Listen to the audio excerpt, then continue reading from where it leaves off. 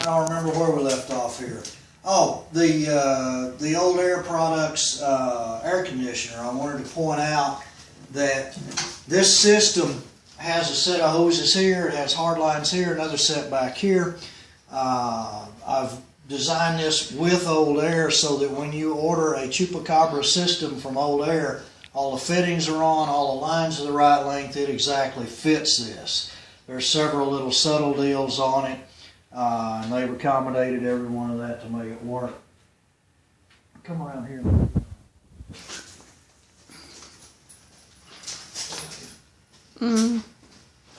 Starting back up at the front, we talked about the steering column. Wanted to show you one more thing on it. I said I had, water pouring out. Yeah, it's just coming out the water cooler. That's all right. I said I had about $300 in the steering column. I've got about $350. This dimmer switch is a $50 optional item. It's got the dimmer on the end. One of the things that we've done on that with the typical headlight system, you have a high and a low beam, and there's a beam and a light, and it's drawing a fair amount of amps. And this thing is designed that it works a relay and goes to that. Well, with the xenon lights, there's a little cover that comes down, and that cover's activated on a little solenoid relay, whatever it is, and it's got like 30 gauge wire going to it. It draws a half an amp, and this thing's only rated at 3 amps, so when you use a typical system, this thing has to go through a relay over there. Well, I got to looking at that after I got pretty deep into the wiring harness, and I said, well, wait a minute, why do I have 18 gauge wire controlling a relay that goes to 20 something gauge wire that it's actually working? And I got to looking, and that little eyebrow on that thing's only a half an amp. This thing's rated at 3 amps. There's no need to use a relay on that thing, so we got rid of that relay. There was a couple of other little wiring things that I kind of anticipated on it. Really, it wasn't as bad as I thought, but in the process, like I've said about every video on this car, what's that? Like I've said about every video, here's a glove box. Here's the one we went with. Here's the glove box that had the relay and a couple of other little deals, and guess where this is going? Right on top of the carpet that we dumped in this trash can on the last video. The steering wheel is from Forever Sharp. They do a lot of street rod, hot rod steering wheels. Another interesting thing, same deal, we talked about the cinder unit on the radiator. Well, guess what? That horn button, when it grounds to the steering column isn't connected to anything. We had to drill and fit a fitting in here and run a ground wire over to the blocks that we talked about earlier just to make the horn work. Right here, put that on there just to hold the dash in place for you. Another kind of interesting thing here, you know, we talked about coming under here and grabbing these handles, moving the entire pedal assembly like so to adjust your pedals. So that's great, but you got to have twice as much room in a very cramped area. You got to have twice as much room in the master cylinders. You got to have area here to make to clear your handles and so forth. So what is a very cramped area? You got to have a lot of room under here for all that stuff to move around and get around. And wiring and so forth, ducting and all that, finally got it to work out. Notice how this aims straight in, this one angles up. This is a 90-degree angle at this bend. I had a problem there. I looked in the Old Air catalog, and sure enough, they had a 90-degree deal. I ran down there and got those. So guys, that bailed me out. I can put that piece in, and it looks like I planned it that way, and it was a brilliant piece of engineering, but it's actually bailed me out of a serious bind, got everything up out of the way, looks really, really nice. And again, if you order an Old Air Products Chupacabra air conditioner, it's going to come with angle deals here. My origami hinge for that piece, same piece here. This piece right here just supports that great big dash. Coming back up to the front, got the A-arms all dummied up. That's, let me come back around to you.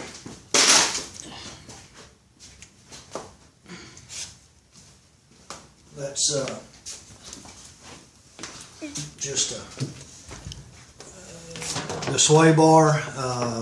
This is, again, my buddies at Rod End Supply. That's just a typical swedge link, couple of buck piece. These sway bars, let's go to the back one.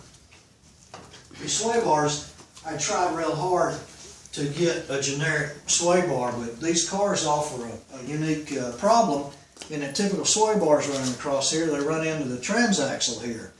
You got to get it all up out of the way, and when you do, typical Camaro sway bar, something readily available, doesn't work. My buddy Kerry Cannon at Nice Honor Spring in Oklahoma City said, I'll build you any sway bar you want for under $100. So we designed these, and it's very simple, very effective. You can see what happens here. One thing that had to happen here, it had to go to the top A-arm instead of the bottom one. Well, I'd said in a video that we screwed up on a little bit ago that I mentioned the wrong people. Energy suspension had helped me out quite a bit on that, and basically the bottom, in designing all this, basically the bottom line is that sway bar doesn't know what A-arm it goes to. But the energy suspension has helped me on laying this out and getting it right. And the front one kind of matches the whole idea of this. These are energy suspension sway bar mounts here. One thing about sway bars, the thickness of the bar and the arm determines the sway bar rate. But now sway bar rate also has a motion ratio out here. So you've got to figure a lot of things to figure the actual sway bar rate of a sway bar on this car, which is not going to be the sway bar rate of this sway bar on another car. And all your computer chassis simulation deals for race cars and so forth, it says what's your sway bar rate. Even if it said what's your actual sway bar rate, it is almost impossible to calculate it. One thing I've done here, most all of the fittings on this, I've used the riv nuts that go into the chassis. I did not use riv nuts on the sway bar. Anytime you have a situation, even something as substantial as a motor mount, once it's in, there's not a lot of torque and pressure on anything, and they work fine. But these I've used nuts on because this is under constant load, unload, twist, torque. So I didn't want to use the riv nuts here, and I've used the nuts on those. We've talked about all of the glove box and so forth. This is cigarette lighters, optional radar detector, whatever. That thing is all backlit right there. There's a USB port on that. That's just a stock item out of a catalog people I deal with. Alpine stereo. This is a top of the line Alpine. It's got all kinds of stuff on it that I don't even know what it does, including all the voice activation stuff. This little tab right here is where the microphone sits for that thing right there. And you see how that microphone kind of sits under this little deal right here. I don't have that on yet. This folds out, and there's a CD player behind it, and there's satellite nav and all kinds of stuff there. Show you something else here. Shout out to my buddy Fran Hall at Race Car Replicas. Did all the Fast and Furious movie cars. Helped me a great deal with all the hinge work on the butterfly doors that is going on this thing.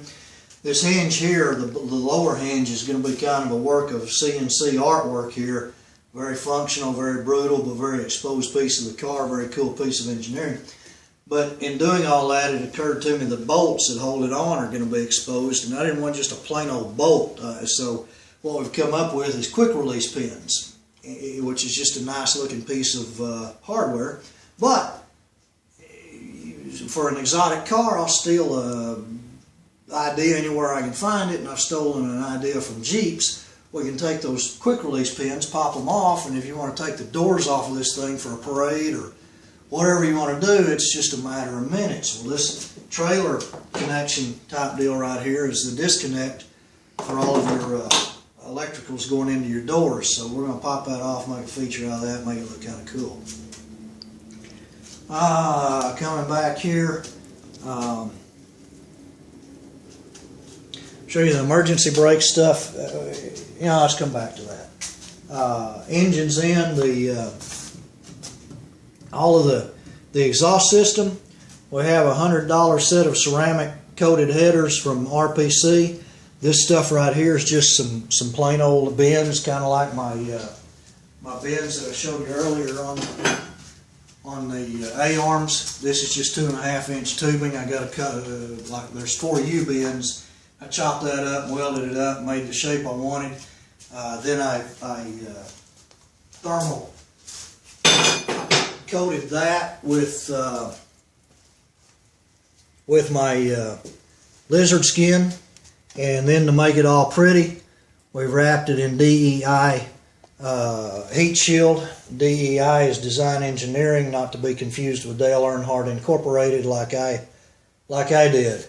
This entire exhaust system, there's $50 worth of wrap, there's about $50 worth of bends, there's $100 worth of header. Entire exhaust system, $200. And one thing that we worked on is being able to get to this spark plug right here and getting that arranged well. We got much more clearance than the old style on the starter down here. This is just a nice laid out exhaust system. Comes back to the MagnaFlows. All is good here. These MagnaFlows, we talked about this stinger down here and how this was going to work. That goes in there. There's hose clamp there. We're going to put some riv nuts in here and screw them in. I was a little concerned about screwing into that stainless steel there and supporting that. What we're going to do, design change here, instead of setting that on that, this piece right here is going to come up and cradle this right here, in right here, and it'll just sit on that, and then a riv nut into that to hold it, and it's much better supported. But in order to do that,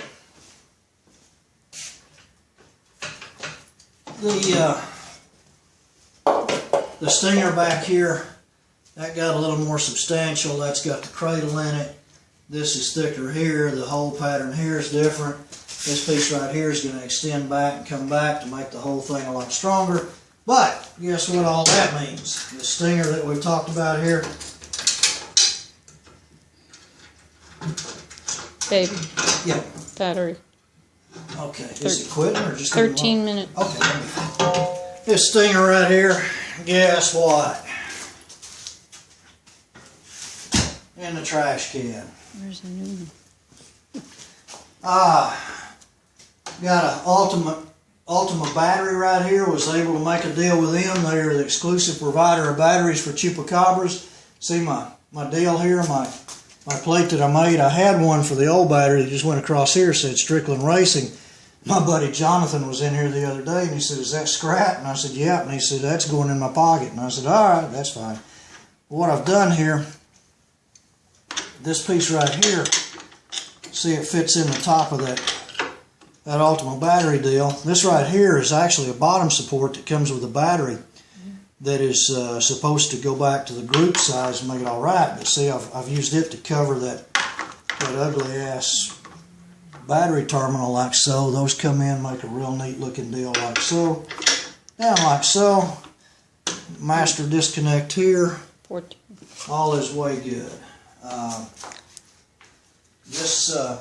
This right here, which is going to be redesigned a little bit, all this ductwork that comes in goes to this induction system, pushes the radiator fill way out here. It's going to do something like that right there and get back to here. 14 and a half. Huh? Almost 15 minutes. Okay, well, we're going to be done by 15 minutes, huh? You have 15 seconds. Seconds or minutes? Seconds. I told you it was 13. Okay, 58, 54. I guess that's a wrap if I'm not past my 15 seconds.